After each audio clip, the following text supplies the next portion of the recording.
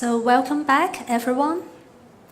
In the coming section, I'd like to invite Dr. Georgios T. Halkias, Assistant Professor of the Hong Kong Youth Center of Buddhist Studies, to present on the topic Jambhala in Tibetan ritual contexts, Vajrayāna practices for summoning the forces of prosperity. So please join me to give a big hand. Welcome Dr. Halkias to the stage.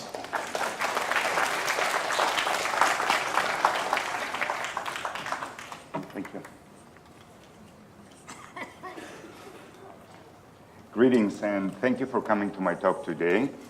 I will speak about a very famous deity in Tibetan Buddhism, albeit a minor one, not one of the major ones, but well known, and he is known as Jambhala. Now, Jambhala has a long history in Indian context, where he is known as Kubera, the god of wealth. So in the short time that I have, I will briefly situate his function in Tibetan Buddhism, contextualizing his presence in the context of Buddhist values concerning wealth, and talk very briefly about his evolution in sadhanas that combine Buddhist elements and indigenous pre-Buddhist rituals known as Changuk, or summoning the forces of prosperity. Many of the values shared by Buddhist and other wisdom traditions the world over are concerned about morality vis-a-vis the acquisition of wealth. And in this quote comes from the famous statesman and lawmaker Solon, who sought to address the injustice brought about the declining morals in Athens. So this is his address to the Muses, shining children of memory, and Olympian Zeus, Pierian Muses. Hear me as I pray. Grant me to have wealth from the blessed gods, and from all men always to have good repute. I want to have money, but I do not wish to come by it unjustly, for justice always comes later. Wealth, which the gods give, remains with man, steadfast from the deepest foundation to the top. But that which men acquire by improper means does not come with proper order, but persuaded by unjust deeds does not follow willingly, but mixes with calamity. Now, the word economy or economia is a Greek word, and it has been one of Solon's concerns. And to better understand this term that is at the heart of our conference, perhaps we should say something briefly about what it originally meant. It comes from two words, ekos, which means household, and the verb nemo, which means to manage or to distribute, to allocate. And basically, the meaning of it is how to best distribute or allocate and assign the necessary goods and support materials to run a healthy household. So for the Greeks, the economy was centered on the basic block of economy, which is the household. So prosperous and healthy and self-sufficient households would make for a prosperous economy. For larger units such as the village, the town, the city-state, the nation-state, and so forth. And here we have a nice little picture of the god Plutus, the god of wealth, from Istanbul Archaeological Museum. You can see him here. So now, as a way of comparison, the notion of wealth in Buddhism, we can see this kind of concern about proper wealth has been with us in Western civilization, with the Greeks, and of course in other wisdom traditions, but it is also central to Buddhism. Now, for Buddhism, wealth is both material and spiritual. And in both cases, the only reason to acquire it is to alleviate suffering. That would be within the Buddhist context. So material wealth obviously alleviates poverty, and spiritual wealth transforms one from a state of ignorance to a state of realization. Now, I'm sorry for the PowerPoint. It doesn't look as it looked at home. But anyway, there seem to be 7 riches. We already spoke about them, I think, in this conference. And those 7 riches in Tibetan Buddhism and in all traditions of Buddhism has to do with wealth of faith and wholesome moral qualities, wealth of moral practice, wealth of learning from the Dharma, wealth of giving, wealth of decorum, wealth of modesty, and, well, and one more wealth, which apparently is hidden wealth. Okay. Yeah, I don't know, it's coming out It's the nightmare of every presenter, and I'm experiencing it. Okay, well, so while these Buddhist values concerning wealth are common to all schools and traditions of Buddhism, with the advent of Mahayana and Vajrayāna Buddhism in India, we have a pantheon of deities whose function are to inspire and aid Buddhist practitioners along their path of spiritual training. It would be misleading, however, to understand the function of deities as living gods, though they are often referred to as sats. This is not the place really to delve into a detailed analysis of the function of deities in Vajrayāna Buddhism, but it suffices to say that there are three interrelated ways of viewing them. First of all, we can see them as archetypes, like archetypes of wisdom. So they're expressions of an inherent clarity and emptiness of mind, which has the potential to manifest as form. All we have to do is recall the famous statement from the Heart Sutra that says form is emptiness and emptiness is form. So in that sense, unlimited compassion has come to be represented in the form of Avalokitesvara or Kuan Yin, wisdom by Manjushri, and prosperity by Jambhala. They're also portrayed as divinities, a symbolic expression of different powers, abilities, and qualities. And last but not least, they're inspiring models for emulation for those who want to become heroes in the modern sense of the word. So those are three ways of understanding the function of deities in Vajrayāna Buddhism. The rituals associated with wealth deities may be thought of as skillful means for eliminating or at least reducing attachment to material concerns. By projecting these matters onto a potent deity, the individual turns these concerns over to a higher agency and therefore for a higher purpose. Now, when we look at the Tibetan tradition, we find four prominent wealth deities that are worshipped. The first one is known as Vaisravana, Namtoshe, which is one actually of the heavenly kings. He's protector king of the north, when the north is considered the wealth corner of the household. His identity as a wealth god actually is attributed to a very interesting story about him falling in love with a Naga princess, which he didn't know she was a Naga princess. It was this beautiful woman that he met and fell in love with her. And the next morning he realizes he turns into a white snake and goes into the water. When she comes back, of course, then he wants to marry her, he's in love with her, and she brings along the 8 riches.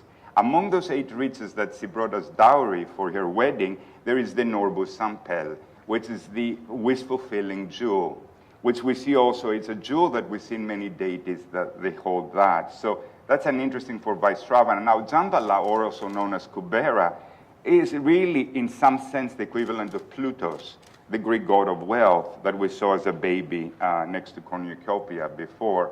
Another very well-known deity is the 6-armed Mahakala, the Gonpo Yisinorbu, and he is a wish-granting protector. Now, this is a particular popular deity that is worshipped among the new schools, especially the Gelugpa school. And last but not least, there is another deity known as Guru Urgyenorla, and that is the wealth deity, which is a manifestation of Padmasambhava, the tantric master who brought the teachings of Buddhism to Tibet. And in one of his manifestations, he appeared as the wealth guru. We'll come back to him because it's important for this presentation. Now, just very briefly, for those of you who might not be familiar with the iconography, here is Vaisravana in a very rare iconographic depiction riding a horse. And as I said, he's the Lokapala of the north. Here is the 6-armed white Mahakala that is being also propitiated for wealth among especially the new schools. And Guru Norla, or the wealth guru, he is particularly famous for the Nyingma school, especially in the Terma cycle of Chogyur Lingpa's lineage.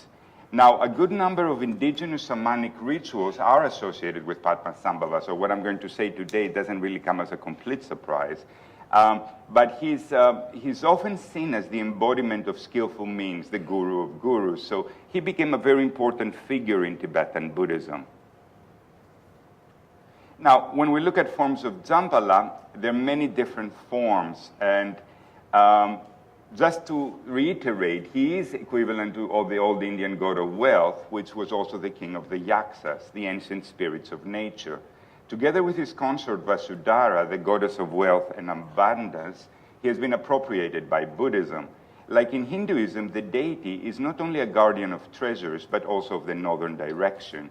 The aspect of wealth deity is known by the name Jambhala is in the south, whereas in his reflex as a guardian of the north, he's called Vajrayāna. So we're really talking about one deity with two different locations, manifesting in two different locations. Now, just very briefly to talk a little bit about his iconography, I think this is probably one of the most popular depictions of Jambhala, the yellow Jambhala. The first thing we notice is his arrogant expression. Now, that is to warn people if they attempt to acquire wealth through unethical means, it will only lead to poverty and spiritual conflict. And that if they're arrogant because they're actually rich people, their arrogance will be short-lived. So this is kind of a warning for them. He's also sitting in royal posture, which he's in a very relaxed and laid-back manner, which indicates that he's free from samsara. He's fat-bellied, indicating that he has a lot of wealth, abundance, and opulence. He holds in his left hand the Ichneumon, or the Nakula in Sanskrit, which is the treasure mongoose, which is actually held by all wealth deities. We can see it here. Now, this reminds us of one of the 16 arhats in the Tibetan tradition, the Arhat Bakula, who actually holds the mongoose, strokes it, and squeezes it with his right hand as it vomits jewels. And this is actually it's an iconographic borrowing that we see in all wealth deities. In his right hand, he holds a fruit, which symbolizes that anyone who propitiates him will bear fruit. His practices will actually bear fruit. His right foot rests on a white conch shell, which means he will attain great wealth. And last is his golden color, which of course is a rich golden, which shows growth and abundance. When it comes to practicing the tantric teachings, we find a particular genre of contemplative practices known as sadhana that entails the visualization of the deity in question. Within that genre of sadhanas, we have many subgenres. Now, those whose aim is to increase one's spiritual and material prosperity are known as wealth sadhanas, or Nordrup in Tibetan. Jambhala comes in many forms and colors, each symbolizing a particular quality that we want to acquire when we propitiate him. Common to the Nordrup genre is the 5 Jambhalas, which correspond to the 5 Buddha families. So there is the yellow Jambhala, which we just saw, his propitiation is meant to help us overcome our own pride. There's the white Jambhala, which overcomes attachment, the black or blue Jambhala, which overcomes resentment, the green Jambhala, which overcomes jealousy, and the red Jambhala that overcomes greed. Aside from those Indian Buddhist forms, there are also Nyingma forms of Jambhala that arise really from the revealed treasure tradition, or the termas. One particular form, which we will come back to and we already mentioned, is the Nyingma master Padmasambhava manifesting as a wealth guru. When it comes to the first dissemination of Buddhism to Tibet, we have claims of earlier practices centered on Padmasambhava, who is said to have visited Tibet during the times of the Tibetan Empire, and who played an instrumental role for the propagation of teachings during that time. Though most of the texts attributed to his manifestation as Guru Norla, or the wealth guru, belongs to the Terma tradition and are of post-imperial provenance. And the story has it that when Padmasambhava met the emperor Trisong Detsen said, "What can I do for a lot of my people are poor and they're suffering from poverty?" And Padmasambhava, out of his compassion, it is said, he manifested as the wealth guru and gave him this practice that the Tibetan people can propitiate to alleviate their poverty. Now, we also have another form of wealth deities coming during the second diffusion of Buddhism to Tibet. And this has to do with the transformation of the mundane Hindu god Kubera, transforming into the Buddhist deity Jambhala. Now, Jambhala is not a mundane deity, it's actually an enlightened deity. So we do have a transformation here of a mundane deity into a Buddhist deity. And there's a story about Atisa Dibamkara, the famous Indian Buddhist scholar, who played an instrumental role in the dissemination of this form of Jambhala. And the story has it that again, out of compassion, Avalokitesvara, looking at the suffering of beings, out of his compassion, he manifests as Jambhala to provide them with that kind of relief, both spiritual and material, towards suffering beings.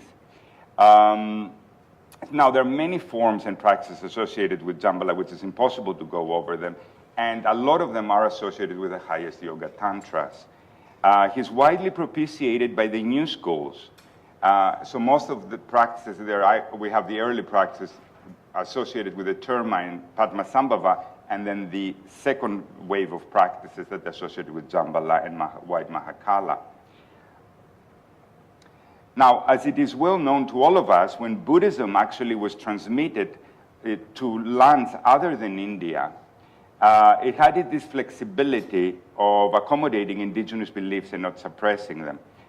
This complex process of accommodation adaptation has been observed in Tibet. There is one particular ritual that I want to bring our attention, and that is known as Chayanguk, which doesn't seem to have originated in India, and in all likelihood is of Central Asian Tibetan origin. We also find it in Mongolia. Now, the etymology of these words is not easy to decipher, but basically comes from the Old Tibetan word cha, which has a dual meaning of divination and also force of vitality, but also it has this sense of the genius of lokai, the blessings that one can get from the place itself. And the last term, guk, is just a verbal action to means to summon. Now, this ritual is quite well known in the Tibetan societies, and it's performed with a clear motive to clear obscurations and obstacles, especially those that obstruct the flow of prosperity. Also, we can see a transition from blood to bloodless offerings that were performed during this ritual, especially with the advent of Buddhism, where all blood sacrifices have been reduced or eliminated. So instead of actually an animal used, here we have effigies of a deer, a sheep, or a cattle used during this ritual. Basically, everything has a yang, the first term of our, the second term of our, of this ritual.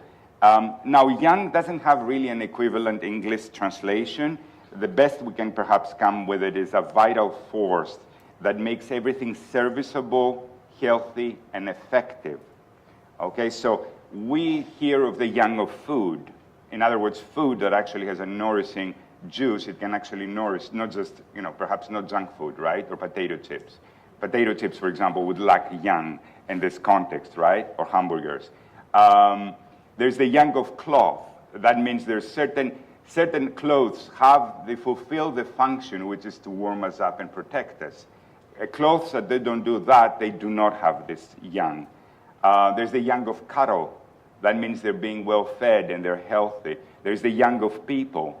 There's the yang of the road, believe it or not. In other words, if the road is to fulfill its functions to take us from place A to place B, and if it doesn't do that, it lacks yang. There's the yang of good fortune. And there's the yang vase. Now, there are many different kinds of vases in Tibetan ritual tradition, and their purposes is to enhance certain aspects. So we have long life vases, we have treasure vases, we have god vases, and so on. Now, these vases are prepared in a very specific way in the Tibetan tradition, and inside they contain many kinds of precious substances. Now, a yang vase is usually placed in the house to enhance the yang of the household. Now, and the prosperity of the household. So there's a very long and elaborate process of preparing those vases in the Tibetan tradition. And here we can see one of the yang. And this one, to propitiate this one, you need to recite Mahakala's mantra, I don't know, 1 million times and perform certain rituals. Now, although there are many Buddhist and Bon texts that incorporate the Chayanguk ritual in their sadhanas, and often combine it with Jambhala practices, there is one particular text that I want to bring your attention that is of great interest to us. It is a treasure text revealed by Dorje Lingpa. It is titled Encountering Longevity and Yang, and it is said to have been composed by Padmasambhava. What makes this text unique is that it makes no reference at all to Buddhist doctrines, and yet it is meant to be practiced by Buddhist specialists. So that's another indication and proof that this actually has Central Asian origins. I'm sorry again for the bad slide. Anyway, there is a translation of a short passage just to give you an idea of the text. It starts with Ke, which is an invocation to the gods of Yang, and it says, Lord of the lifespan, rise in lifespan. Lord of Yang, rise in Yang. When people have no lifespan, they're like a decayed tree. When cattle have no young, they're thin as deer and wild ashes of the high places. When food does not have its nutritious juices, it is like rotten buckwheat. When cloth does not have its warmth, it's like Gray's cotton plant. Therefore, let lifespan and young be summoned to the people.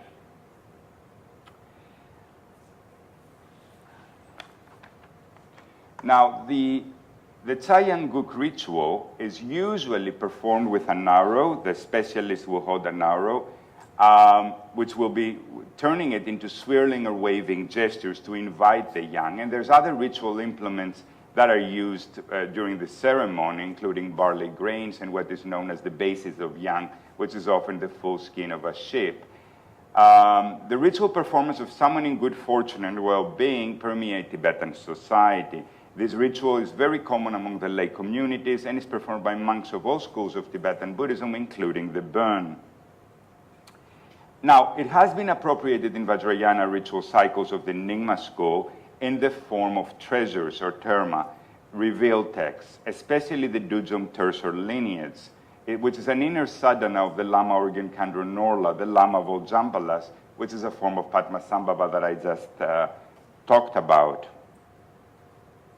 Now, despite its appropriation in Tibetan Buddhist concepts, such concepts are really absent in Indic Buddhist texts to the best of my knowledge. So we have a very nice fusion, which is quite compatible between practices associated to increasing wealth and prosperity and which conform to the Buddhist doctrines, as we heard from our speakers, the law of dependent origination, and so on and so forth, and also pre-shamanic rituals, which really the aim is to increase our prosperity, but prosperity understood not in a limited sense as material wealth, but an all-encompassing sense. So all wisdom tradition, including Buddhism, emphasizing a holistic approach to well-being and prosperity that we see in the Tibetan case of the successful marriage between the law of interdependent connection that emphasizes the causal relations between all things and indigenous rituals that take the entire world and its contents into account. There's much more I could say about these rituals. I'm running out of time, I know. I'm concluding now. To reiterate, what I wanted to say that what comes out of this preliminary research is a holistic conception of wealth as well-being in Tibetan Buddhist context. It is in line with the Buddhist conceptions of prosperity, which are not limited to material gain. In fact, wealth as money is, in a hierarchy of understanding, the least of our concerns. Drawing from our discussion, if I were to give a definition of wealth as it has been understood in traditional Tibetan context, it may read something like this. So, wealth, in a wider, all-inclusive sense, refers not just to transit currencies exchanged by swift hands in the marketplace, but to anything that has value in our lives and gives value to our lives. The joy of vibrant health sustained by nutritious and morally responsible food, living in clean, friendly, and self-sustainable environments. The prosperity that comes from the unifying and life-affirming forces of the planet with all its elements, life forms, and sentient inhabitants. And the true sense of affluence that comes from wisdom that abides in a state free of characteristics. Ultimately, an inner cessation of conflict and disturbance, an all-embracing well-being for oneself and others. Thank you. Thank you very much, Dr. Halkias. Now the session is open to the floor. In the interest of time, please try to keep your questions short and concise. So, yeah, the gentleman in the middle.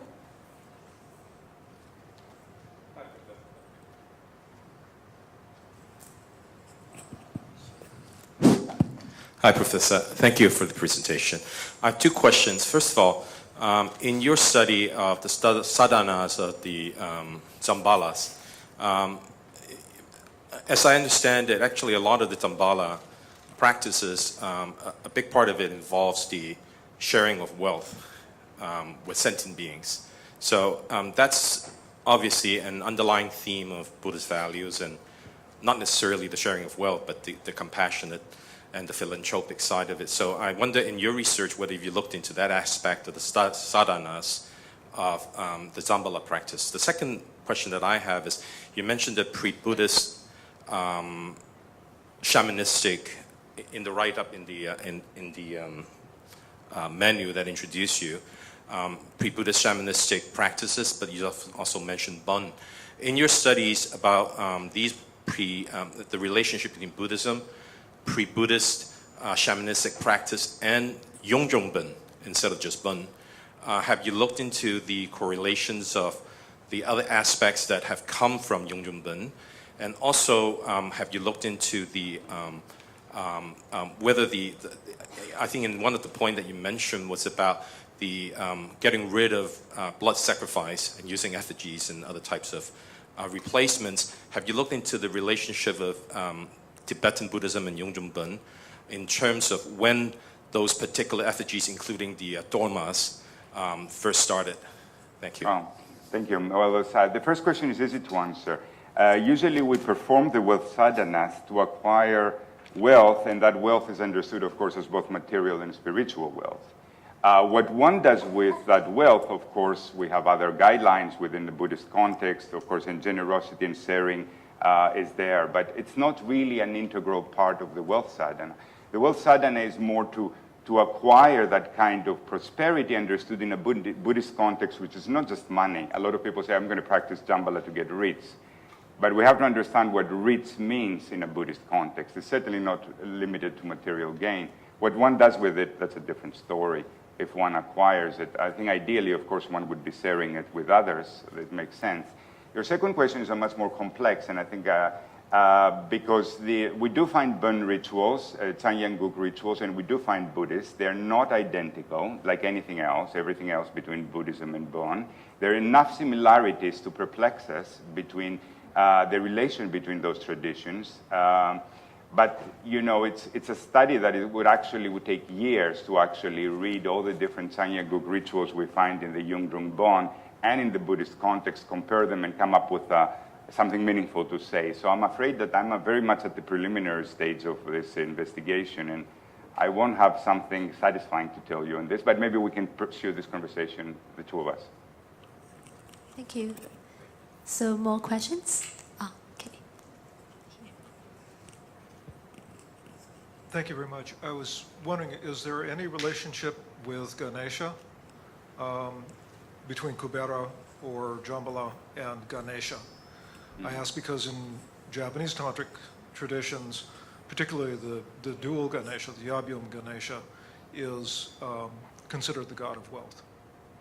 Thank you for bringing this up. Actually, I did have an image that it's a Tibetan tanka, and it has also Ganesha on the side. Now, Ganesha is interesting. He has been also incorporated, but not transformed into a Buddhist deity. So we do find representations of Ganesha in Tibetan Buddhist iconography, and he functions exactly when it's in a wealth configuration. He functions as wealth deity and abundance. Of course, the elephant has this symbolism of abundance.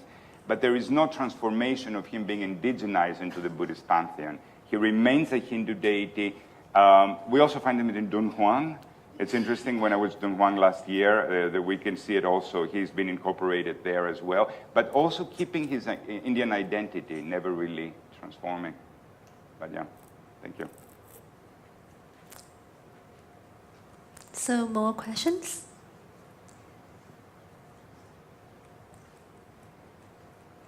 Okay, gentlemen there. Sorry. So, do you think, I mean, this is kind of, like, that's how I'm trying to think how to ask this.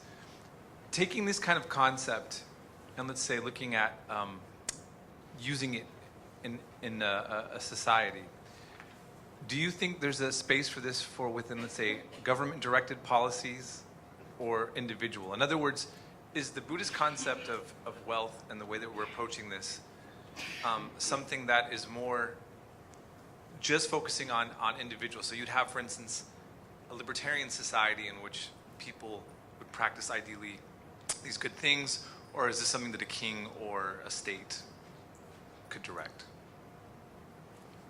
Thank you. That's a hard question to answer. I mean, I think a lot of our previous speakers have addressed, and especially Claire, I think, has addressed a lot of those issues, perhaps how to implement this. I mean, the purpose of my presentation was twofold. One is to show that even before Buddhism, wisdom tradition, indigenous societies had a much better understanding of how to manage wealth, not being wasteful, and understanding wealth in a much more holistic way. And Buddhism, of course, comes along and says the same thing with its own doctrinal edifice, its own doctrinal approach. But it's not something that only Buddhism says. And that's the reason I went back to these old indigenous rituals, where you can see the fact that we see that everything has yang. That means we come to appreciate and respect and see the interdependence we have with everything. So we have a lot of old in wisdom traditions, I'm sure also in the West, with the Greeks and other societies, where there was this emphasis of understanding things in a much more holistic way. Now, how do we come from that understanding to implementation? I think is education. Really, I mean, my only role as an educator is to bring people attention to this new mindset. Basically, I think what we need is a new mindset. And as I think Claire said, it starts from the individual and then it has to somehow spread to the collective. But I'm sorry, it's outside really my field to offer you any kind of illuminating answer to your question. Okay, the friend over there. I think this holistic understanding of wealth is very interesting. And as an educator, how do you reach the people in mainland China? Because I have many friends and relatives, they just go to temples to worship for material wealth. So they don't understand, they have no concept of what this wealth means. Yes, well, you know, it's not just in mainland China. I'm sure it's all over the world that people they understand wealth purely on materials, in a material way. But, you know, also within Buddhism, if you're very poor and you're really struggling to make ends living, probably you won't have much time to be concerned with spiritual values. So if at least the basic material needs are fulfilled, people will realize that actually there is no comfort there. I think anyone who has fulfilled his or her material goals knows very well that there are no recipe for happiness. Right? I think that's kind of a banal observation that we have all, I mean, those of us who have solved that issue. So I think human nature is much more complex. I think it's just a matter of time, people realizing that by consuming and acquiring more material goods, they're not going to find happiness. The thing is, how do you address the larger forces of a capitalist system where basically it promotes consumerism, mindless, meaningless consumerism? And how do people come aware to realize, well, you know, there is no shopping therapy. There might be Dharma therapy, but no shopping therapy. So I'm not sure how, I think, yeah, it's a very good question. The implementation phase is something we all have to think, but I think it has to start with us first. Instead of looking at others, the question is, what do we do? Has this understanding changed us at all in any substantial way? And there are other people who are much more socially active, I think, that you can talk about ideas on how to generate a kind of a critical mass for change.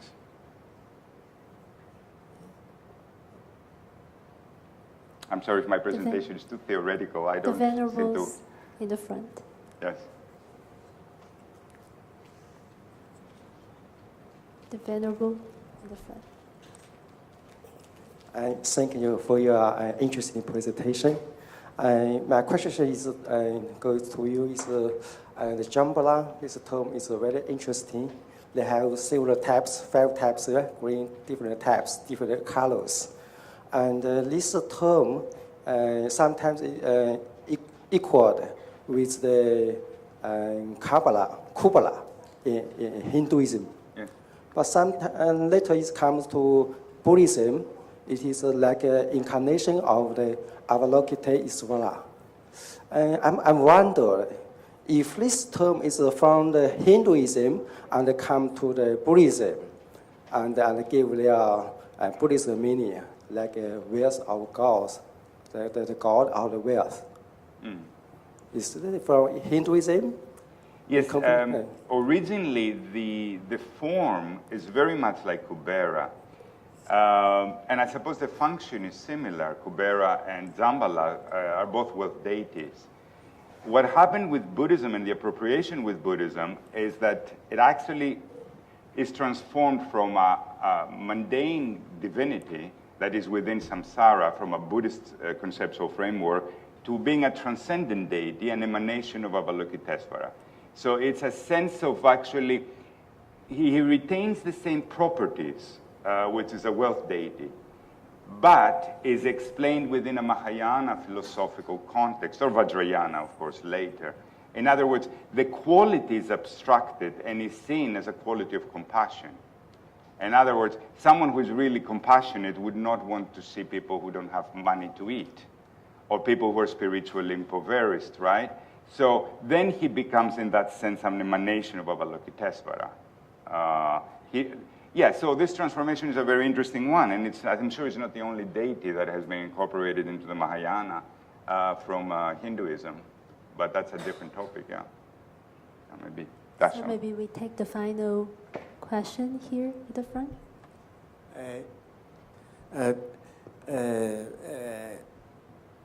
Very interesting, George, because I have not seen this kind of work done in the field of Tibetology.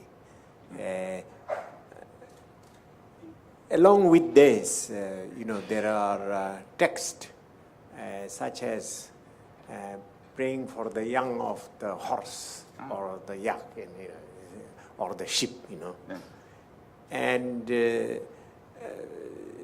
at the end of this text, always, as you know very well, there are sort of colophon saying that this has been translated by Guru Padmasambhava from Bon text, Yes. And in your case, you said it's the Nordup is by Dorjilingpa, the 12th century man. In the Ugin-Lingpa's biography, Dharma biography, also there is many reference to his own contemporaries like Vajrayāna, saying that he translated Bon text. Bon text, he translated Bon text along with Guru Padmasambhava. So my question is, have you more sort of come across this sort of text, very practical type of text, incorporating pre-Buddhist ideas? You mentioned Central Asian just now. Whether they were translated at that time, or whether most of them were translated later by people like Dorjilingpa, who are supposed to be practicing both Bon and Nyingma at the same time, but attributed to Guru himself. So this is a question of historicality or period. Thank you. Yes, thank you very much for your feedback. It's true, there is not much research done on this subject. There are some anthropological studies of the Changuk Ritual, and I'm sure maybe in Bhutan, as you say, there's also performed in all the culturally Tibetan areas. It's very hard yet to say. Of course, those come as terma texts, and they're attributed to Padmasambhava, but they're probably incorporated all indigenous practices. Now, from all the texts that I saw in the Buddhist context, because the Bon I haven't really, I looked at one or two Bon texts, but I'm not a Bon specialist. From the Tibetan Buddhist text, the one that I quoted from Dorje Lingpa is the only text that I found that makes no reference to Buddhist concepts, even though it is performed by Buddhist practitioners and attributed to Padmasambhava. All the other ones that I've looked at, and I'm not saying I looked at all of them, as you know, there are too many, the reference is always to Buddhist cosmology. So they want to say that the Cha is actually Buddhist bodhisattvas. So there's always this kind of Buddhization of the Changuk rituals. The only one that actually does not claim to be a Buddhist text is the one I actually quoted that I have found. That's why I thought that is particularly interesting, because of course it's attributed to Padmasambhava, but there is nothing in this text, not even one Buddhist term that I found. It's all ritual, but you're right. I think it's something that it's good to look, and I'd be very happy to look at the Bhutanese Changuk texts and see how that developed. Thank you. So thank you very much once again to Dr. Halkias. Thank you. So next, I'd like to invite Dr. Ernest C, Honorary Assistant Professor of the Hong Kong Youth Center of Buddhist Studies, to present on the theme Transcending Above Spirituality and Materiality of Buddhist Economics, Past, Present, and Future. So please warmly welcome Dr. M.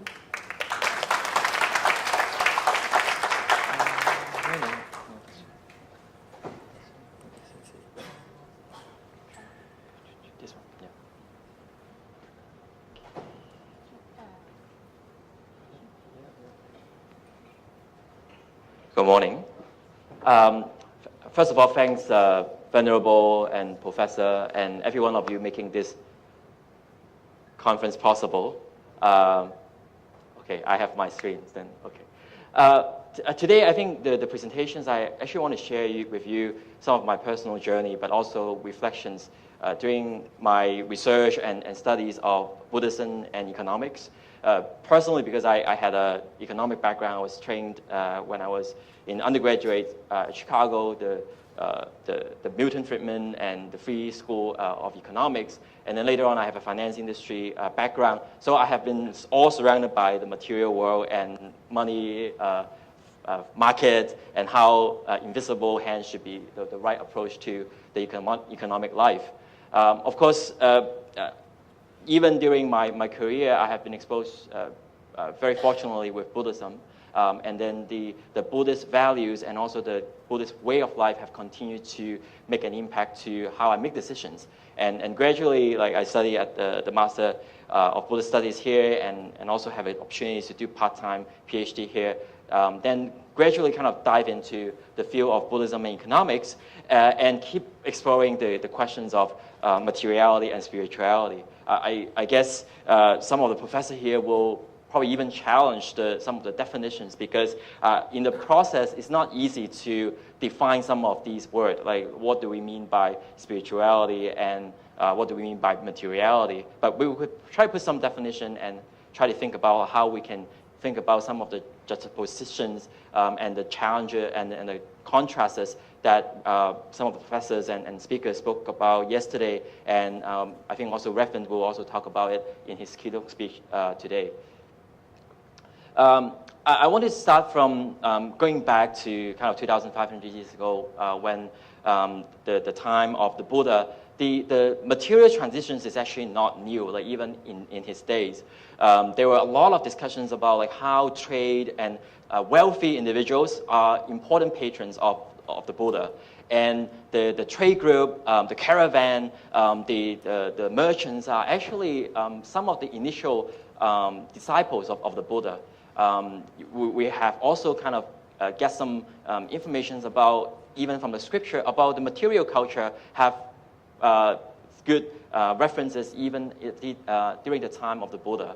When we talk about, say, the meritorious food offering to the Buddha and the relics of the Buddha, which he offered to his the lay disciple, that kind of material connections in terms of offering and also some form of relics or some form of gifts back to the late disciple has been something that happening even since like 2,500 years ago.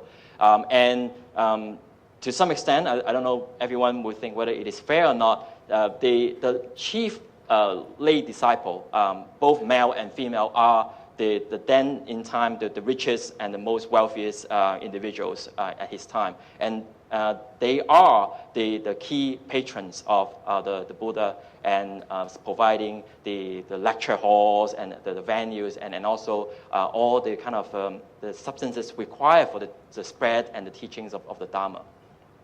So we have this kind of the caravan or the merchant analogy, saying that the Buddha is actually the great caravan leader, because you can imagine back then going through the desert or going through a long journey of trade is not easy, and the Buddha is like the protectors with the wisdoms and the of course the compassion that could provide protections for all the merchants during the trade.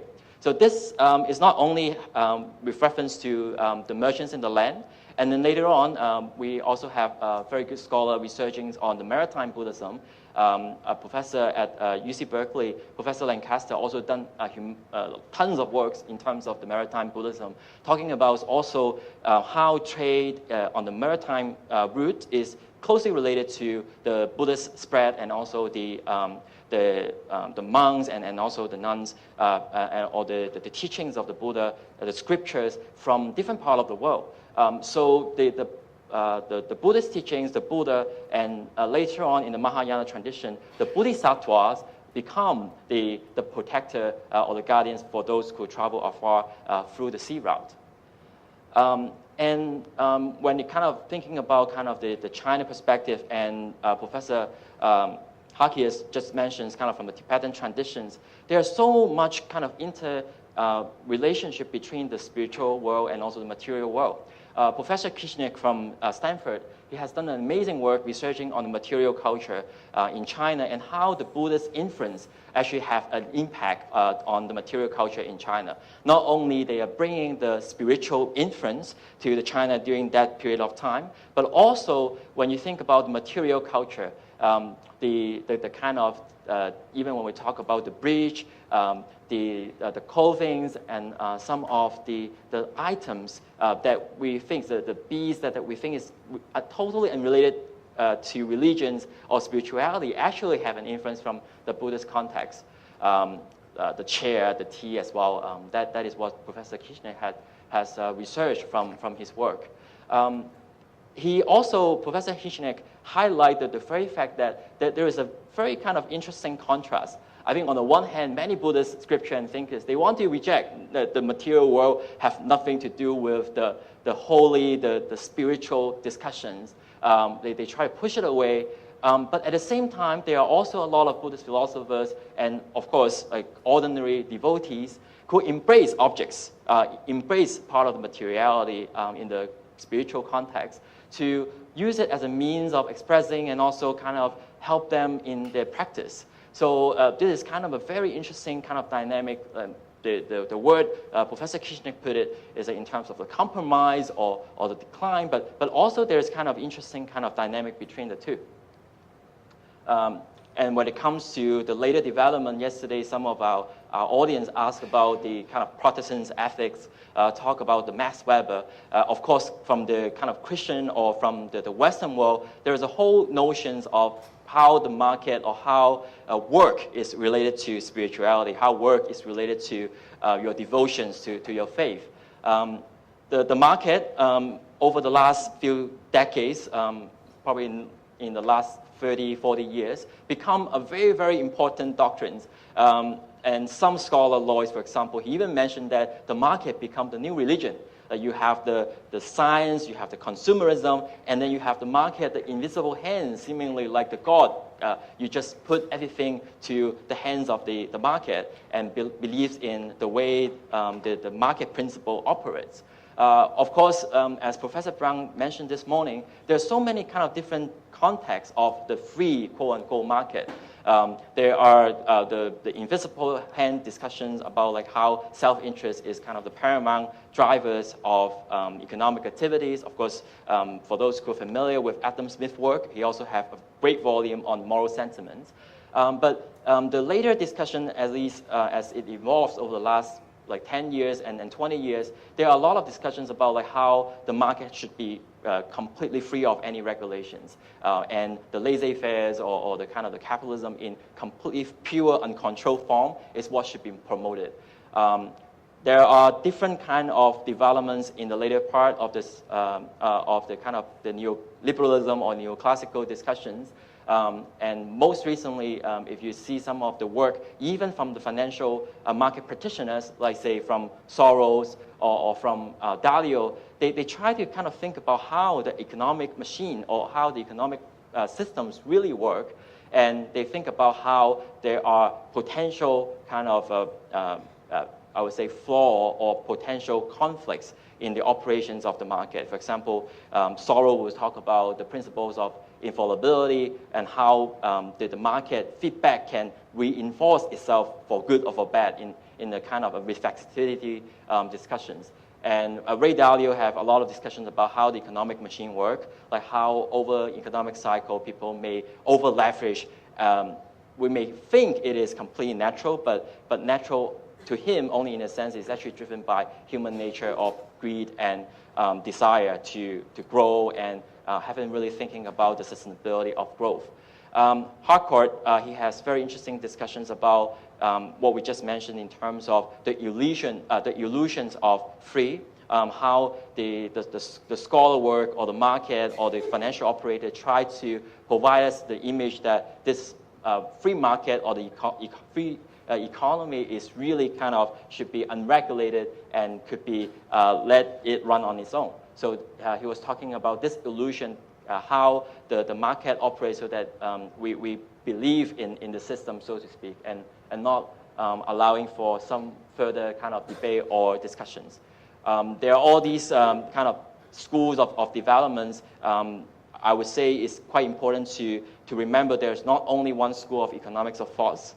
And even in the contemporary world, when you talk about from China to Asia to Europe and to the US, there are so many different schools, and the kind of the thought process or definitions also evolve over time. As Professor Halkias mentioned, the very original ideas of economics have to do with household, but the debate or the kind of the research or the conversation actually migrate over time from the origin of wealth, definition of wealth, to a lot more discussions about behaviors.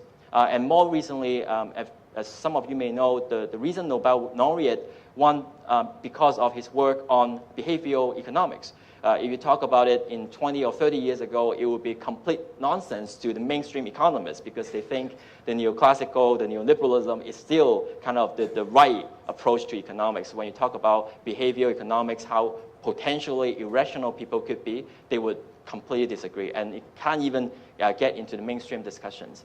I think the positive development is for sure there are a lot more discussions about decision makings, about like how people behave and how we can nudge or how we can make changes to people behavior through the economic decisions process.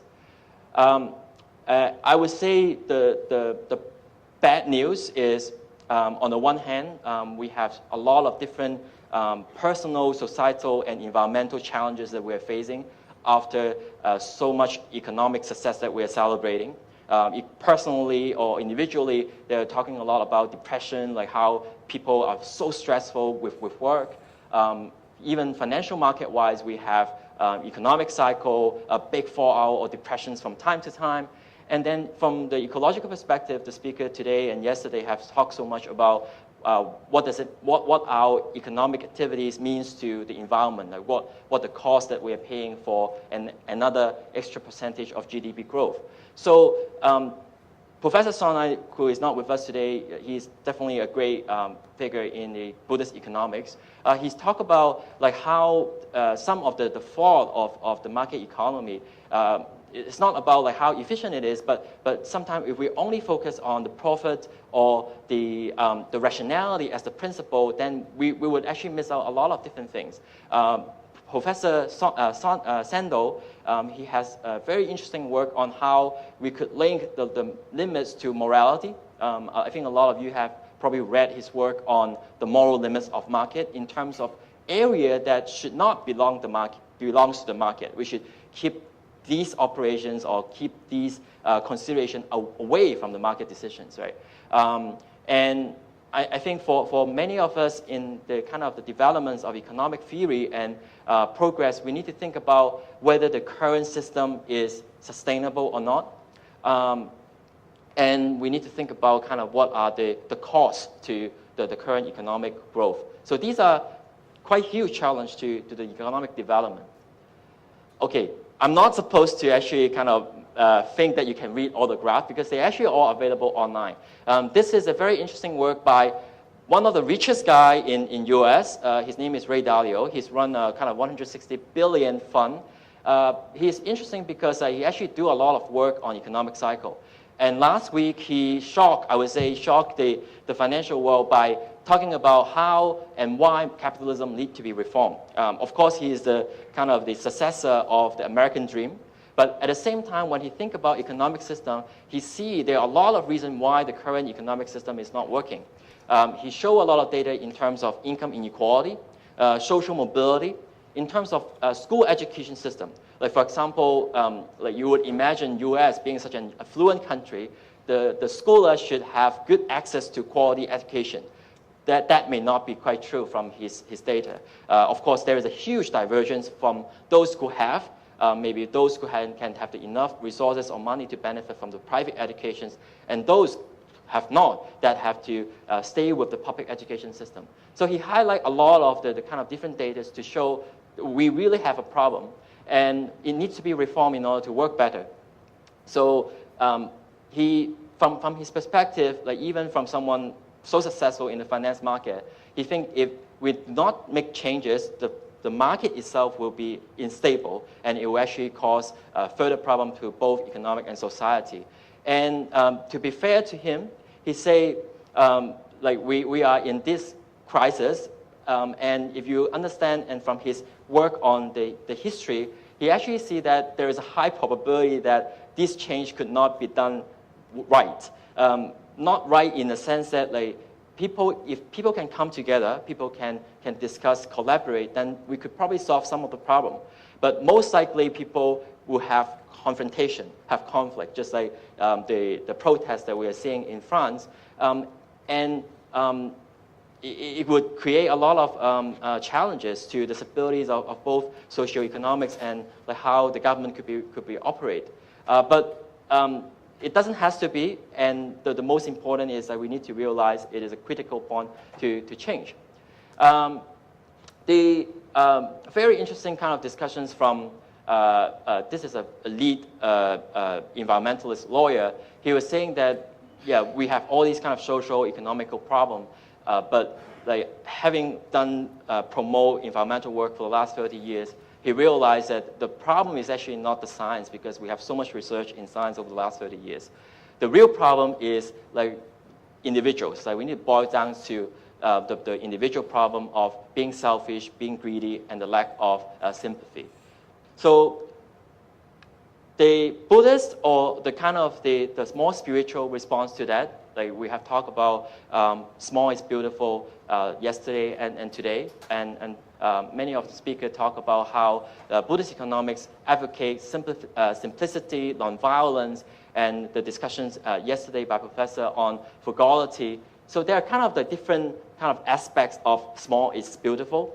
But I think the most important message is we need to actually think about how we could grow or achieve extraordinary satisfactory result by using amazingly small means. So in a sense that it's still very efficient, but just not in the calculated efficiency way that we used to think about.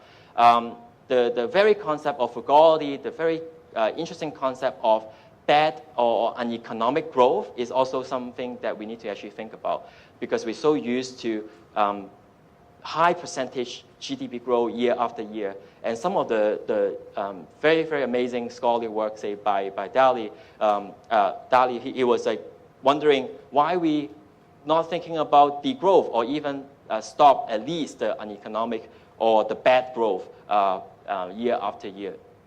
And there's a lot of scholars who are with us today giving different perspectives on how spirituality, how values could make a difference to the economy. They're contributing so much to a completely different philosophy or thinking process on the economic decision makings.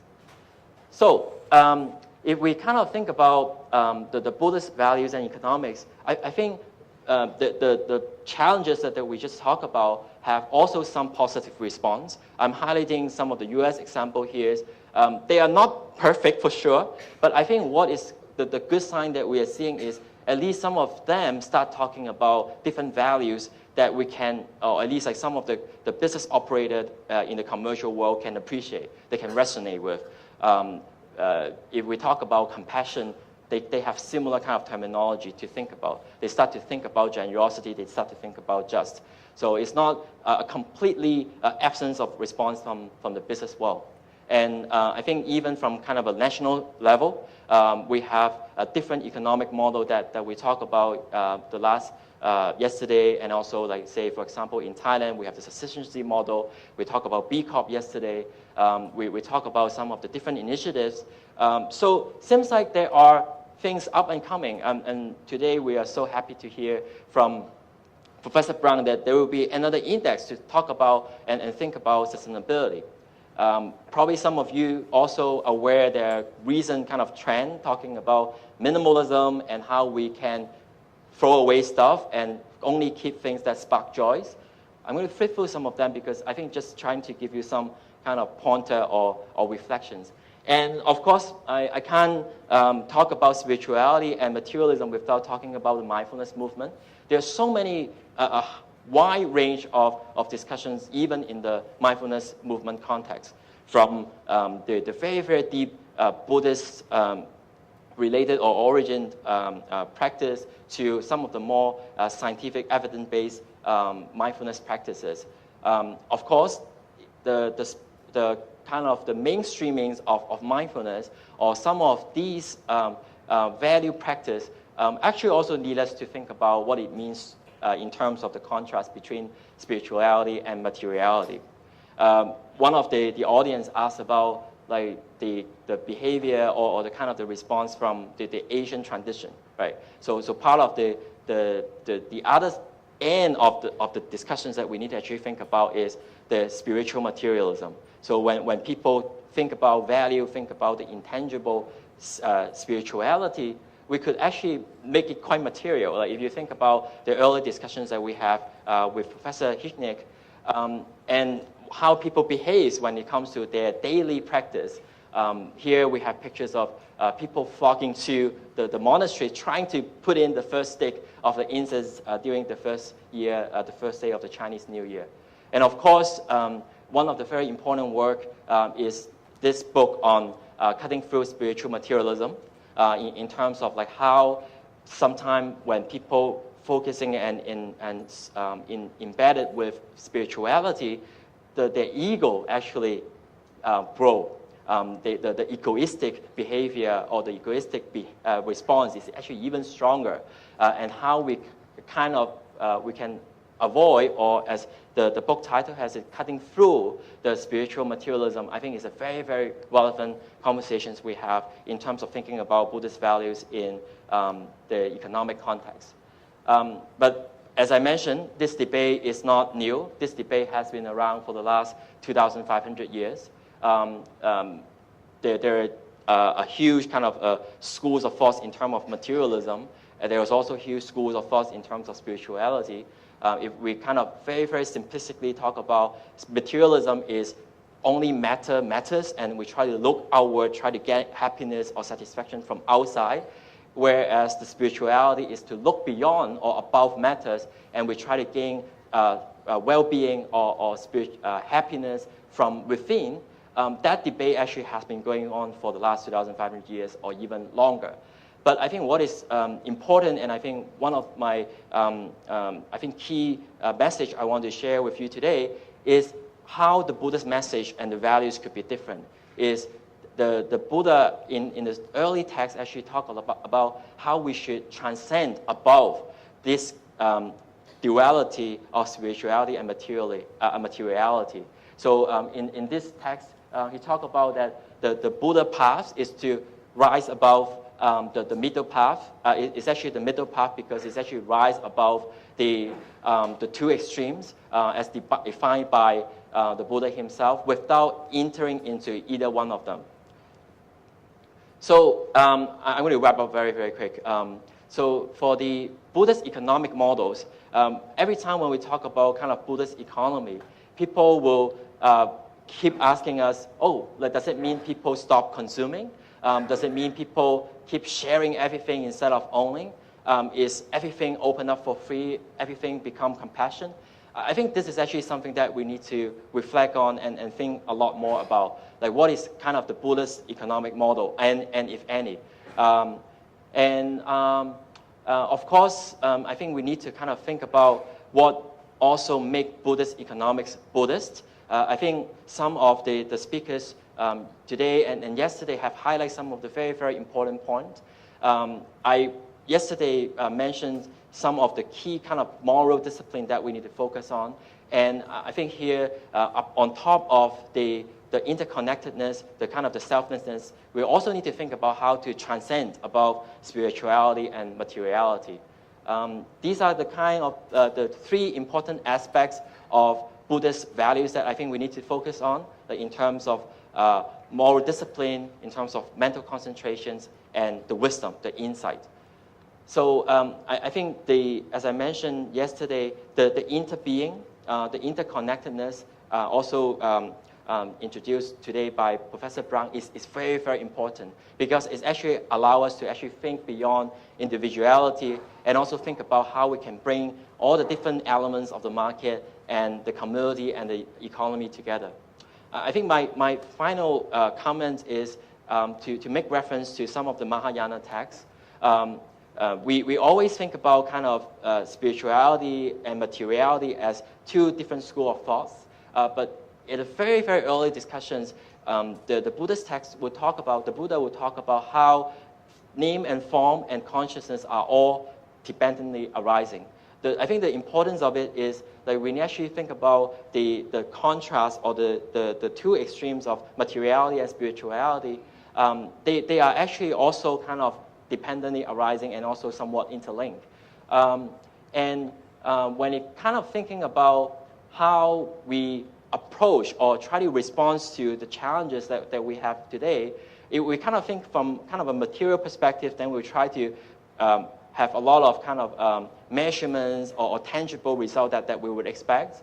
If we think about the value perspectives, we want to talk about philosophy, think about ideals that we want to achieve. But I think if we kind of take some feedbacks or essence from kind of the Buddhist perspectives, I think one of the interesting reminder is that sometimes the moral code or the kind of the values introduced by the Buddha is not what he invents. It's actually something that he discovered, and then he suggests that is what we ought to do. And this kind of understanding do come from each one of us. It's not governed by authority. It's not governed by only customs or by some laws or regulations. We need to know what we ought to do.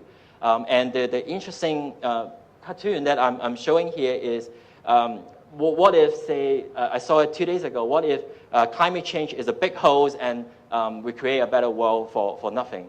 I'm not saying that the Buddhist value or the Dharma is a hose, but there is reference in the sutta talk about the Dharma as the raft. This is kind of the values or the doctrine, the discipline that we can use to transcend and better human being and enable human capacity to a better level. So this is the raft that can carry everyone from the land of suffering to the other shore of happiness. And after using this raft, we should not keep holding on to it. So no matter the value or the kind of spiritual or the material discussions that we have, ultimately we need to kind of think about how we carry everyone to the better shore of happiness. So I think this reference to the raft is very, very important. I think finally, I think also kind of resonate, I hope, with the discussion Professor had yesterday in terms of the merit exchange, in terms of like sometimes we try to quantify, part of it is actually what people need to get comfort and get a sense of security, but a lot of the Buddhist discussion sometimes we also need to think about the immeasurable in the sense that it actually would manifest over time. Like if my supervisor or if my examiner think about whether I will be a good scholar, measure my potential in the next 5 or 10 years, then maybe I will not be able to graduate. But like you think about the seed that we are planting to everyone and think about like what it means in the future, not taking a kind of a instrumental approach to some of the value or some of the discussions that we have, maybe that could better or even further the potentials of Buddhist contributions to the economy. My last slide is to allow you to think about what this is. Any one of you know this picture, this drawing? Any one of you know this? This is beautiful, isn't it, right? The value propositions of it is, this is actually by a very, very famous Chinese painter. It's a gift to the son and the son-in-law of his very, very best friend. So it's about friendship. It's about wishing their family well and the longevity of the legacy of the family. It's painted by a very famous Chinese painter called Zhang Daqin. And this painting is for his friend, sons, and in-laws. The friend he has, the name is by Zhang Xueliang. So this is a picture that he offered for his friend's son and son-in-law. So when he draw it, it's friendship. It's a good wish to family friends.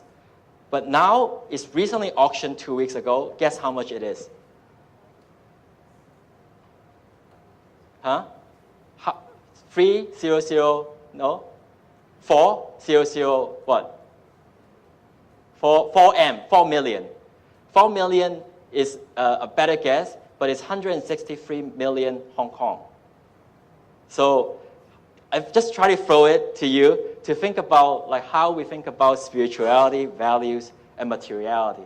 But I think for us laymen, of course, we cannot appreciate or think about the warmth, the value, the best wish from Zhang Daqin back then. Or of course, we can't pay 163 million Hong Kong dollar to obtain this picture, but we can all enjoy it.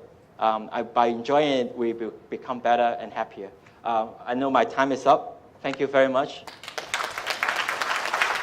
Thank you very much, Dr. Today we may not have time to take questions, so but you're very welcome to go to Dr. I think he will welcome questions later on, like during break. You can just go to him. So, so without further ado, I'd like to invite Dr. G.A. Somaratne, Assistant Professor of the Hong Kong Youth Center of Buddhist Studies, to present on the topic, the moral framework of Buddhist economics in early Buddhism. So please give a big hand to welcome Dr. Somaratne.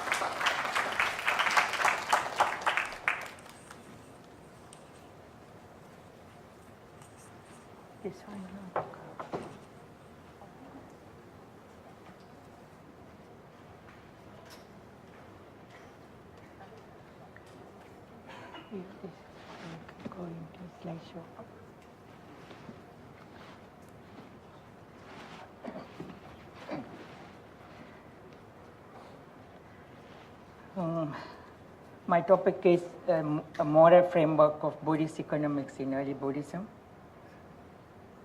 So aim of this paper is really to provide some raw materials for the economists to work on. Okay. Because I am a textual scholar, and I'm also talking about early Buddhism. And early Buddhism is, of course, what I mean is the text that we can consider as the earliest layer of text that are preserved by the Theravada tradition. And in this text, the Buddha provides some sort of a moral framework for Buddhist, we can call it some sort of Buddhist economics. So as this picture shows that you will find there is a stupa, and then besides that there is a lake. So this is actually like in Sri Lanka, for example. I'm from Sri Lanka originally. And in Sri Lanka, always this ethics, economics go together. So the lake represents the economics, and then this temple or the stupa represents ethics. So actually last night, nearly 900 million people went to bed without any food, okay, without dinner, right? So this shows not only the failure of the family economics, of these peoples, but also the failures of the government and also religions, including Buddhism.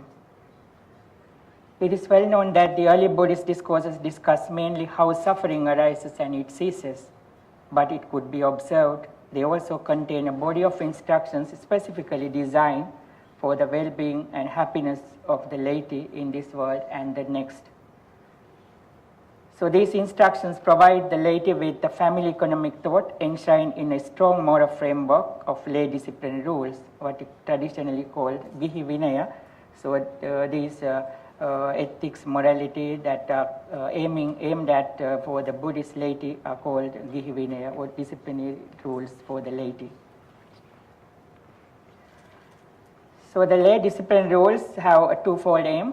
One is to educate people to earn a living within the moral framework of right livelihood, and also to advise the governments to work for the social well-being of its citizens by facilitating social economy to prosper.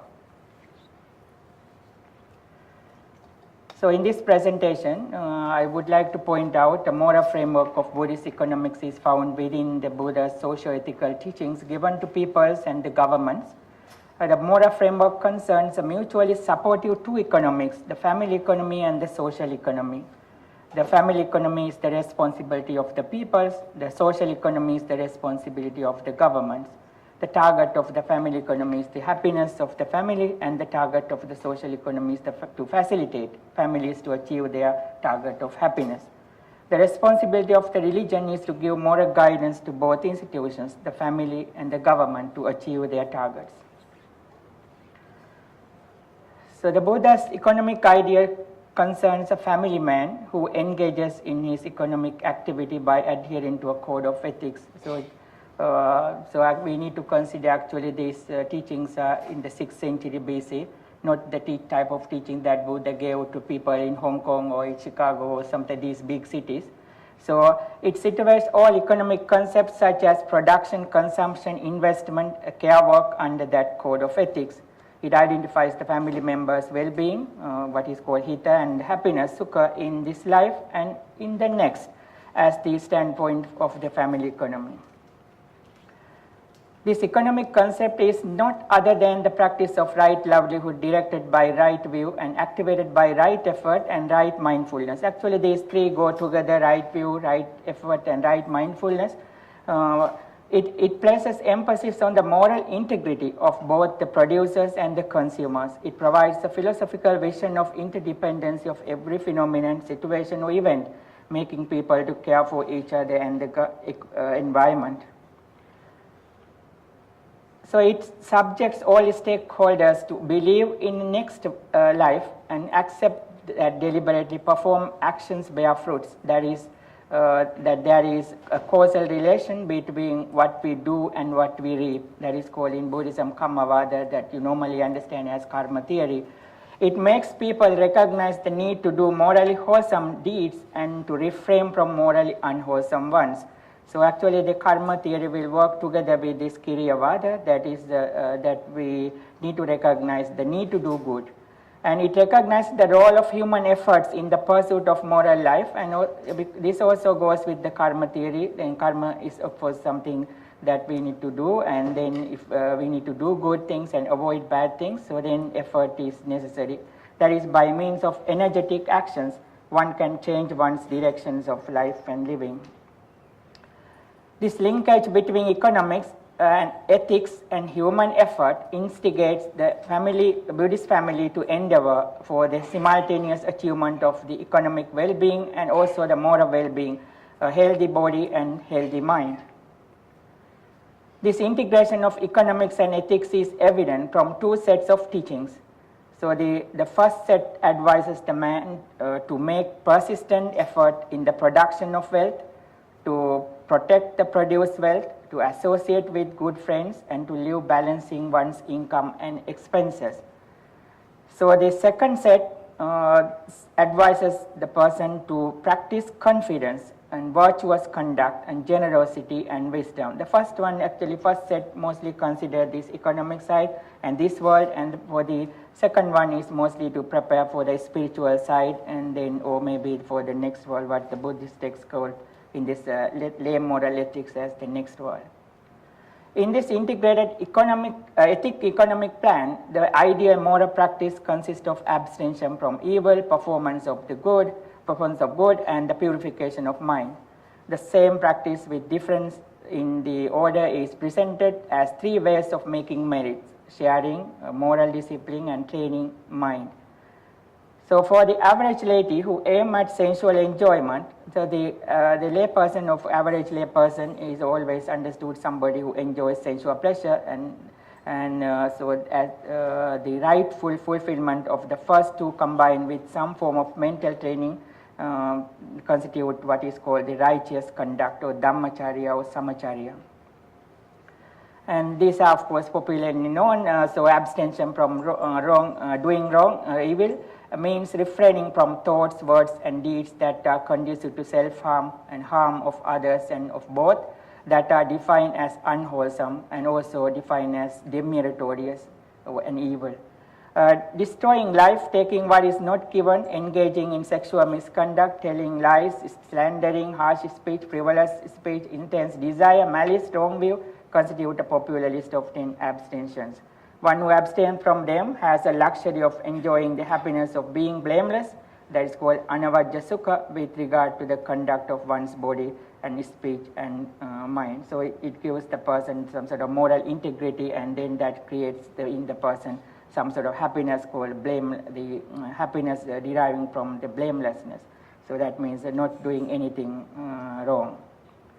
So the performance of good means the performance of actions that are wholesome and also meritorious. And for example, sharing one's material wealth, teaching Dhamma and caring for the elders and are wholesome and meritorious, for such actions do not conduce to self-harm, to the harm of others and of both. The golden rule of ethics in Buddha's teaching is what is not pleasing and not dear to me is not pleasing and not dear to the other as well. So the Buddha asked the family man to avoid this set of things and these four bad actions such as killing, stealing, sexual misconduct and lying, and also four ways of partiality arising from desire, hatred and fear and ignorance, and 6 ways of dissipating wealth, addiction to drugs, and slaughtering in streets at untimely hours, frequenting degrading shows, and gambling, associating with evil characters, and habitual idleness. So all these are given in this presentation of the Buddha to Singala, the young person. Then the Buddha asked the family man to guard 6 directions by fulfilling his duties towards parents, teachers, wife and children, friends and relatives, servant and employees, and religious teachers. So as you see, it's always the individual's life is connected to the social environment here, society, and various segments are pointed out. The family unit that is most appropriate for the practice of Buddhist economic thought is the extended family, where both the householder and his wife reside with their children, parents, and co-workers. Even in traditional societies, even in Southeast Asia, often in South Asia, we will find this kind of extended family, while fulfilling some mutually beneficial duties towards each other. In this family concept, the family members, more specifically the householder, his wife, and the workers, share work inside the house.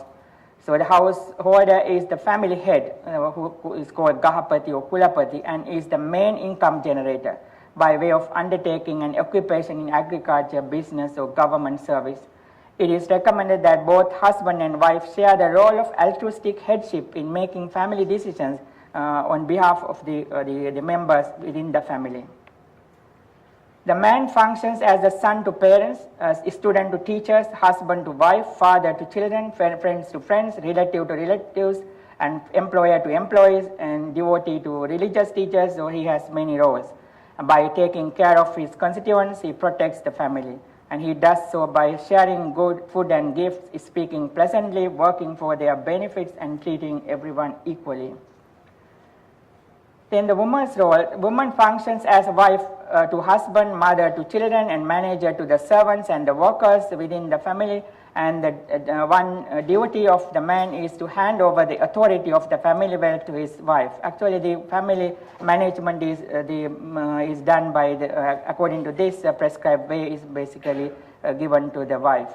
So she performs as household duties earnestly, being hospitable to husband's relatives, remaining strictly faithful to husband, and protecting his earnings, and being skillful and industrious in all her affairs. And then this persistent effort explains how skillfully the man should work to earn sufficient wealth. By whatever work the man earns his living, at that he is skillful and not lazy. He has the power to discern the proper ways and means. He is able to carry out allocated work duties. The man who finds excuses saying it is too cold, it is too hot, it is too early, it is too late, I am too hungry, I am too full, does not work. Just like now we are waiting for the lunch, so you may think I am too hungry, so I can't stay here, so do like that. So, and while all that he should do remain, and then he earns no wealth, and even the wealth he already has dwindles away. So there are some instructions given to the concerned a good businessman or business person. The wise businessman pays attention to his business in all 4 periods of the day, in the morning, at noon, in the afternoon, and in the evening. He knows the buying and selling value of goods. He is skillful in buying and measuring and marketing.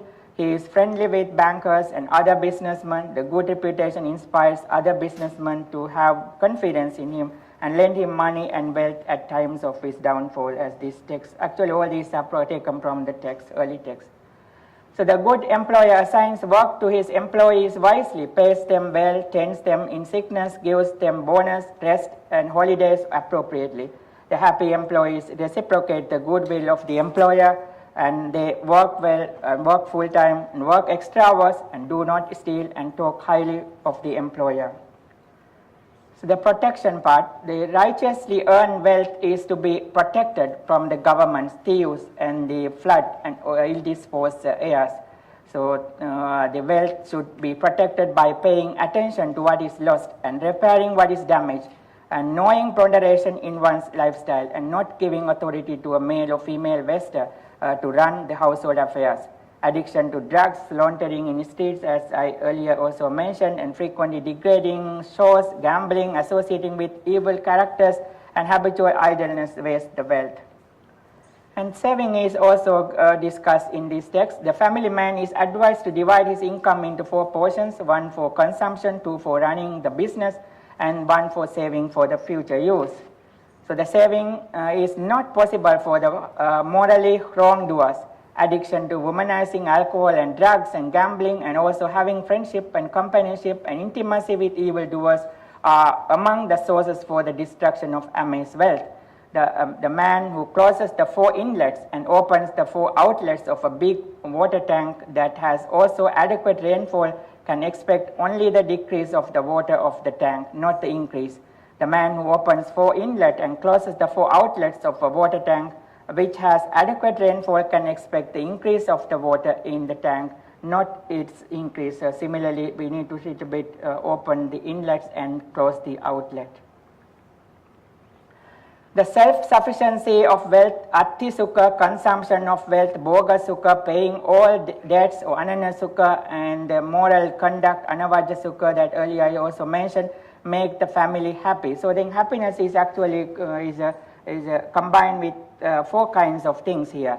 The self-sufficiency of wealth makes the family happy only if that wealth were to have acquired by righteous means. Happiness of being free from debts could be enjoyed only by those who use their robust strength, vigor, and energy to make their investment productive and profitable. Those who do not repay their debts, especially those who have the ability to do so, are severely criticized.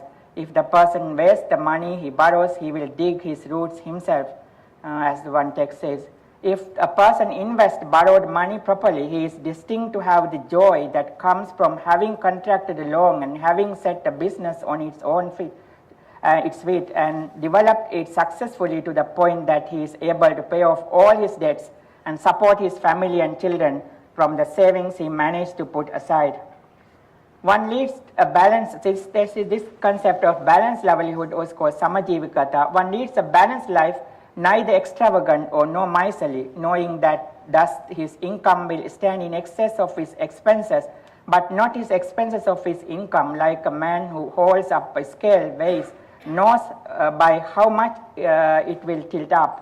If a person with little income were to lead an extravagant life, Rima would say of him, this person eats wealth like those who eat the fruit of a glamorous fig tree. So the person who climbed this tree and shake this tree and all this, the fruits will fall down, and only he can eat only one or two. The rest is wasted. If a person with a large income were to lead a wretched life, Ryuma would say of him, this person will die like a starveling. Life lived following the middle way of consumption is simple, moderate, and with an easily controlled budget. So then there's government also has a responsibility. It is the duty of the government to see the equal and adequate distribution of resources among its people. When people are poor due to the lack of proper distribution of resources, the social disorder is the natural outcome, as one of the Digha Nikaya texts says. In that society, the poverty grew rife because of the resources not being distributed well. When poverty grew rife, people started to steal. Then the production and the use of weapons increased. This resulted in an increase of violence and murder. With this lying, evil speech and adultery, abusive, idle talk increased. Then covetousness and ill will, false opinions, incest, wanton greed, perverted lust, hundreds of other evils started to increase. So there is always this poverty and crime connection. This is basically, as the Buddhist texts point out, that it's the responsibility of the government to distribute the wealth equally and to take care of this social economy. So the king, in this particular case, eradicated the crimes by improving the social economy. He provided grains and other agricultural facilities for the farmers and planters. He provided capital for the traders and businessmen. He also provided adequate wages for the government servants. After having jobs to do, people did not harass the country anymore. Gradually, the government's revenue increased and the country became peaceful again. The population was so pleased that they danced their children in their arms. They dwelt with open doors. They don't need to close doors because nobody will come and steal their things. So the conclusion, the ethical framework for the family economic plan guides its stakeholders to achieve both material well-being and moral happiness. It respects the rights of all living beings to live and make a living. It invites its stakeholders to adjust their lifestyles and economic goals to the norm of moderation. It asks the stakeholders to conform to the rules of law and discipline, being grounded on the universally accepted good principles such as simplicity, truthfulness, non-violence, friendship, compassion, social justice, and equality. It demands that governments take policy decisions on providing basic facilities and creating employment opportunities for the families to earn a living while enriching their social life. Thank you very much, and if you have any questions, I'm ready to answer. Okay, so thank you. Thank you very much, Dr. Somaratne. So let's see if there are questions from the floor.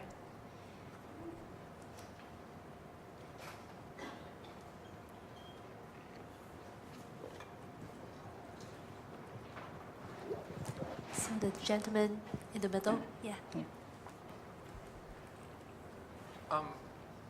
Right now, I love the presentation, by the way. Enjoyed your presentation. I come from a town right now that has really, there's been a lot of discussion about rethinking gender and all sorts of things like that. So you have a lot of people having what we'd call unconventional family situations, right? So this framework is showing a traditional family structure. What was your thoughts on basing it for, let's say, gay couples or transgender or something that's outside of that framework? Okay.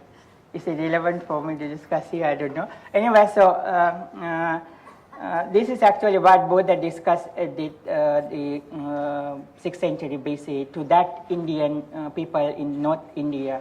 And so at that time, also I think from the Vinaya text also we can see this kind of sort of gender issues and all these things are there. So they are not really really new to us. So anyway, so as I think yesterday also pointed out, when it comes to attainment of enlightenment and things, actually there is no bar. So there's everybody can really attain it and achieve it as long as they are capable of practicing and things. But in a social environment, sort of maybe that Indian context, of course, we need to understand it's very, very traditional, and then based on caste systems. And actually, Buddha did a lot of things to change many of the things that were prevalent at the time. So then this inequality and all these things he addressed, and he even debated with the these Brahmins, the priests, and so on. So a lot of things he did, but of course not everything so will not change overnight or sort of. But so anyway, so now we are living in a modern context, and then we are thinking and all this equality and so the gender issues and the marriages, sort of all these things. So I think there is no really, like from personal point of view, actually there's nothing to worry about these things. So it's like if you worry about these things, these are really problems here. But for the people who are thinking about, maybe in the modern, like we are not living in villages now. So if you are living in villages, these are really problems. Okay, so now in the big cities, I don't know my neighbor really. So I am now nearly 4 years now in Hong Kong and living in a small apartment. I really don't know my neighbor, right? So this kind of environment, and so therefore you don't need to care too much on these things. But if they are happy, and then let them live, and then let them get married, and so why we bother? So actually Buddha is really like, if you are living in that this very early context, or maybe in the village context, these things matter. For example, in my country, I'm from Sri Lanka, very traditional, still in the villages, these things will not work. Okay, this thing will not work. So, but in modern cities, of course, no problem. I don't think so. Any problem is there. But in traditional villages and things, there is a problem. So then, of course, there is a culture, society, and then you need to understand the value system, what religion behind in that value system. So what other cultural aspects, whether they are fitting or not. So there may be certain restrictions. Okay, so you cannot really go and ask the village people to, okay, gay marriage is allowed and permitted, that kind of thing. But maybe these are really issues that are not really limited to one religion. So like it's not really Buddhist issue really. So it's a really issue that has really spread into many directions. So maybe even the modern economy is also responsible for these things. So market economy and whatever, all these things. So therefore it's really, you cannot really find all solutions from one religion only, so then religion only behind that. So we need to consider many things. That is why we need to consider dependent origination in Buddhism. So all these things, events, situations, and things, or context, and everything are really conditioned by many factors. So then when we blame, so when we try to find the cause, often we tend to go with one cause, and then try to find a solution with it, but never will, that kind of solution will not be there, not sustainable. So therefore we need to think in a broader way, and then based on the dependent origination, and then that is why we need to think and solve some of the things contextually, not really making a policy to everybody to the same policy type. So they need to be contextual also. Yeah. Okay. So maybe we have enough food for thought in the morning session, right? So maybe let's now have some food for our stomach. And so let's thank Dr. Somaratne for his presentation. And so please be back to this hall at 1:15. We'll have our afternoon session begin at that time. Thank you.